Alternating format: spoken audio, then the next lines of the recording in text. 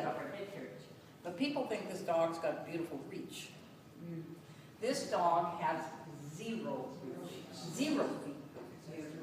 Because reach comes from the shoulder. He is only moving at his elbow.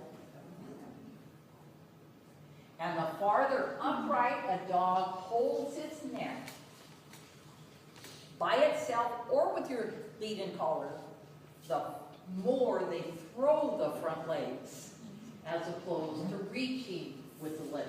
If he was reaching to the shoulder, this would be through this, down through the shoulder blade, through this joint, and then to the ground. So he's not reaching at all.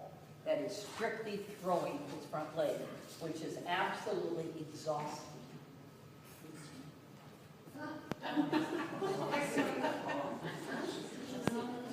It's a pretty nice moving little dog.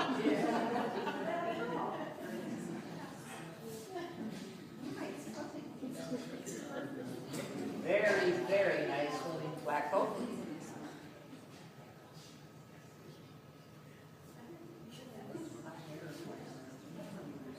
That is atrocious. Look at the way he's throwing his elbows.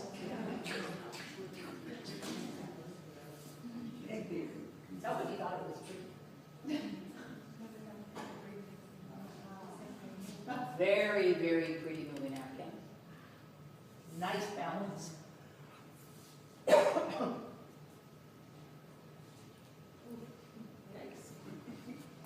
This one only has 3 legs on it.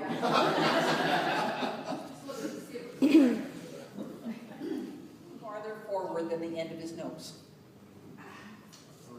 But it doesn't apply to Afghans.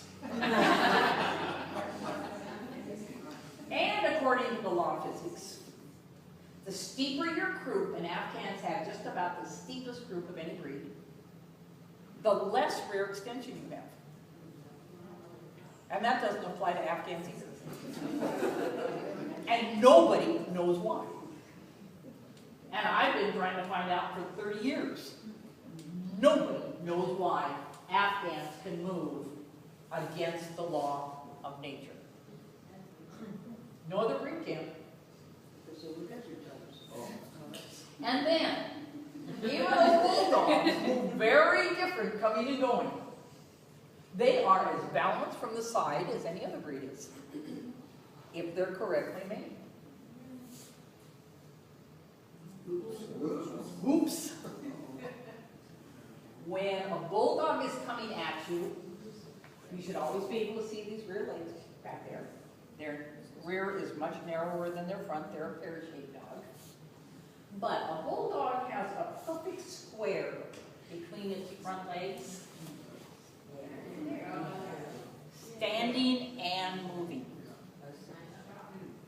So if a bulldog brings his legs in at all towards the line of support, he is totally incorrect. And is the only breed that moves in that fashion. Frenchies kind of do, but not to the extent that a bulldog does. Here's one with all 4 feet off the ground again. But look at the top line on the dog. Yeah, that's a nice picture. I know we have that one. And both of those pictures are taken at the garden also.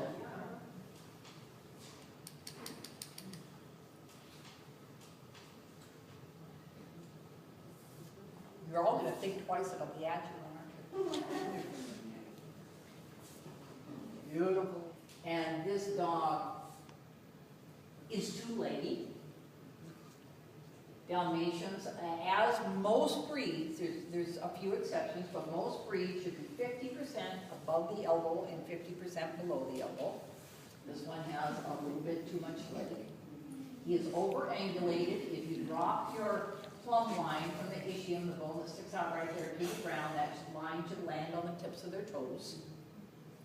And so he's over-angulated, pretty darn straight in that upper arm, and leggy. This should never be a good moving dog. But he's got best in children. Of course he is. And he is a drop-dead, gorgeous moving dog. Wow. So explain that. Some things you can't explain.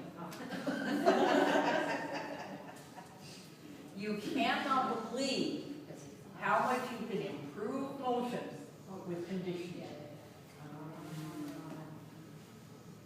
So you can do an enormous amount of improvement in your movement of your dogs through proper conditioning. It's at the point of shoulder. So if your prosternum is low on your body, you have a short upper arm. If it's in the middle of the body, where it belongs, right there, you wouldn't be moving like that. So you don't have to measure upper arms, just check and see where your prosternum is.